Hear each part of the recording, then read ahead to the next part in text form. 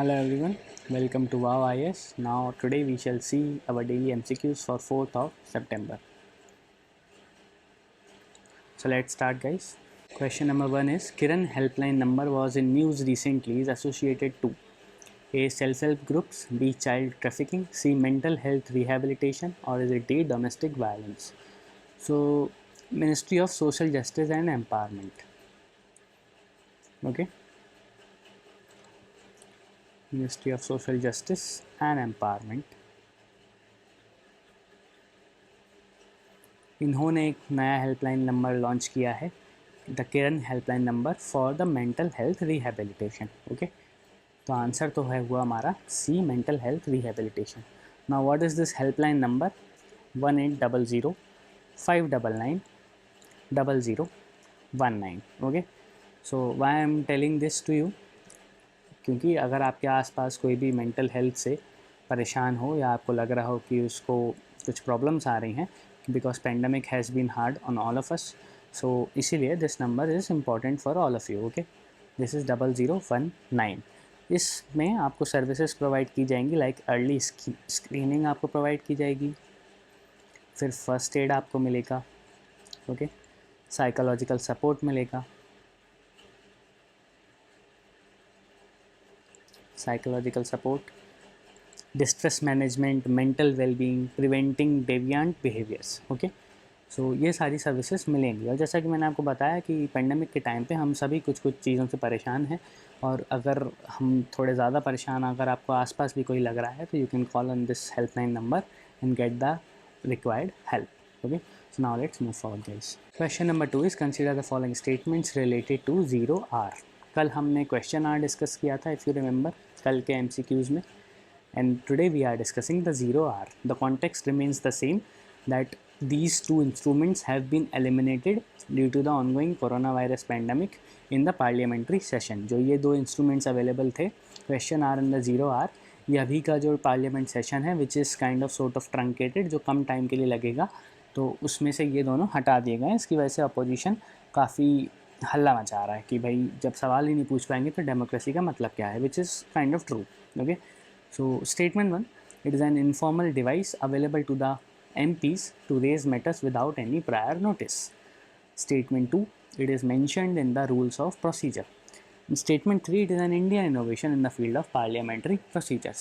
पहला statement देखिए, it is an informal device available to the member of parliaments to raise matters without any prior notice. This statement is correct. Okay, without any prior notice आप questions उठा सकते हैं 0R में, तो पहला statement जो है वो सही है. Okay, now it is mentioned in the rules of procedure. This statement is incorrect. rules of procedure में 0R का mention नहीं है. It is an Indian innovation. Okay, in the field of parliamentary procedures. rules of procedure में question R आता है. You must remember this. question R is included. question R has a history. Okay, parliamentary procedures में काफ़ी लंबे time की एक history है question hour की, but this 0R is an Indian innovation. तो जो दूसरा स्टेटमेंट है डैट इज़ इनकरेक्ट. नाउ तीसरा statement, as we have discussed, it is an Indian innovation in the field of parliamentary procedures. तो ये एकदम सही जवाब है. तो पहला और तीसरा स्टेटमेंट सही है, but you are asked here incorrect statement. Okay, so जो आंसर है हमारा वो है B2 only, which is the only incorrect statement in this whole question. Now let's move forward. Question number 3 is Project Netra is sometimes mentioned in the news is related to A. Early warning system in space to detect debris and other hazards to the Indian satellites. B. Global initiative for the elimination of avoidable blindness. C. Drive to curb the menace of selling unauthorized packaged drinking water. Or D. None of the above. So context की बात करते हैं. This Project Netra, it has been launched by ISRO, Indian Space Research Organization. अब जब इसरो की बात आ गई तो आपने आंसर आइडेंटिफाई आई होप कर लिया होगा. Okay, this project Netra is an early warning system in space to detect debris and other hazards to the Indian satellites. Okay, जो भी स्पेस डेबरी है, जो लिटर है, उससे इंडियन सैटेलाइट्स को अगर कोई खतरा है तो उससे हमें वार्निंग मिल जाएगी पहले ही. Okay, so it is an early warning system. Answer है हमारा ए.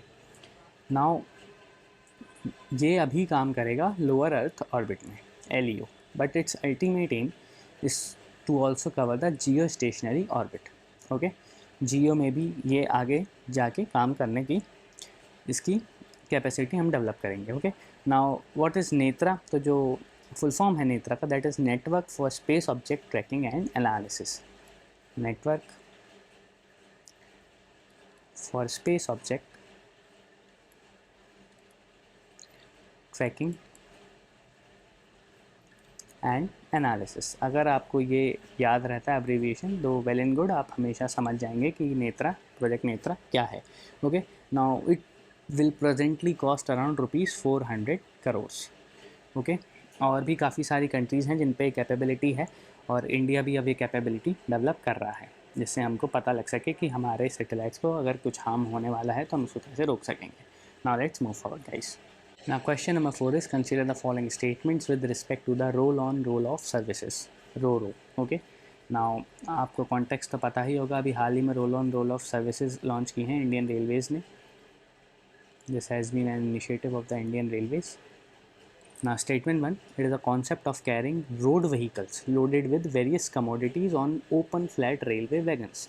तो कुछ वीडियोज़ आए हैं, हमारे रेलवे मिनिस्टर ने भी ये शेयर किए थे फेसबुक और इंस्टाग्राम पे, अगर आप हों तो आपको पता होगा कि ऐसे फ्लैट कोचेज़ में ट्रक्स लोडेड थे और ये ट्रेन के थ्रू जा रहे थे। दीज इमेजेस में still be a fresh in your minds.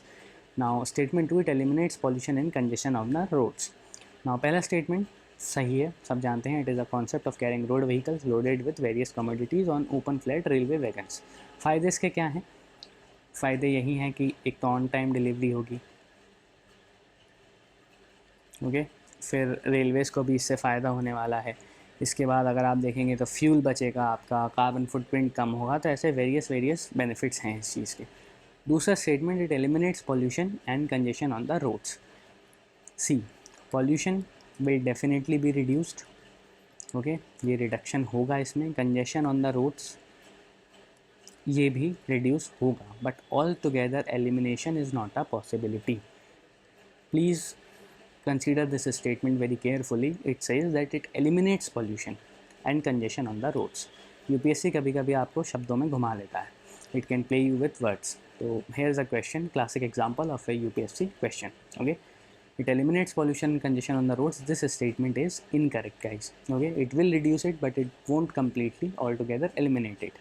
तो जो हमारा करेक्ट स्टेटमेंट है that is A1 only. Okay, now एक और जो इम्पॉर्टेंट चीज़ है इसको लेके वो ये कि पहला जो roll on roll off service है that is between Karnataka and Maharashtra. Okay, to be very specific, जो पहला रोल ऑन रोल ऑफ जो हमारी सर्विस थी that was from Nelamangala, this is near Bengaluru, and Maharashtra में ये जाता है बाले तक, which is near Solapur. Okay, बाले। तो ये पहली जो सर्विस चलाई गई वो इन दोनों स्टेट्स और इन दोनों शहरों के बीच में थी। आई डोंट थिंक अब कुछ कन्फ्यूजन बचा होगा। Okay, so now let's move forward. Answer है हमारा A1 only. Now question number 5 is which of the following languages are included in the 8th schedule of the Indian constitution? Hindi, Urdu, Dogri, Kashmiri. आपको बताना है कि कौन कौन सी इनमें से लैंग्वेजेस इंडियन कॉन्स्टिट्यूशन के 8th शेड्यूल में इंक्लूडेड हैं। Okay, now what is the context कि यूनियन कैबिनेट ने एक बिल पास किया है which is Jammu and Kashmir official languages bill of 2020। Jammu and Kashmir official languages bill of 2020. Okay, now you might be thinking what is the relation with the 8th schedule and the Jammu and Kashmir official languages bill of 2020. So ये जो bill है ये बोलता है कि Jammu and Kashmir की जो official language होंगी उसमें हिंदी होगी, डोगरी होगी और कश्मीरी होगी। तो ये 3 लैंग्वेजेस जम्मू एंड कश्मीर की, अगर ये बिल पास होता है तो ऑफिशियल लैंग्वेजेस बनने की रेस में है। ओके, ये तीनों को इंक्लूड किया जाएगा। ना अब बात करते हैं 8th शेड्यूल की। तो 8th शेड्यूल आप सब जानते हैं, जो हमारी ऑफिशियल लैंग्वेजेस हैं उसमें उर्दू भी आती है, हिंदी भी आती है, डोगरी भी आती है, कश्मीरी भी आती है। तो जो आंसर है डी वो है 1, 2, 3 एंड 4। ओके, सारी इसमें इंक्लूडेड हैं, 22 लैंग्वेजेस हैं 8th शेड्यूल में। ओके, इसी के साथ हमारा आज का MCQ ख़त्म होता है guys. We will meet tomorrow. Thank you, and I hope you will also subscribe to our YouTube channel, press the bell icon for any further update. Thank you.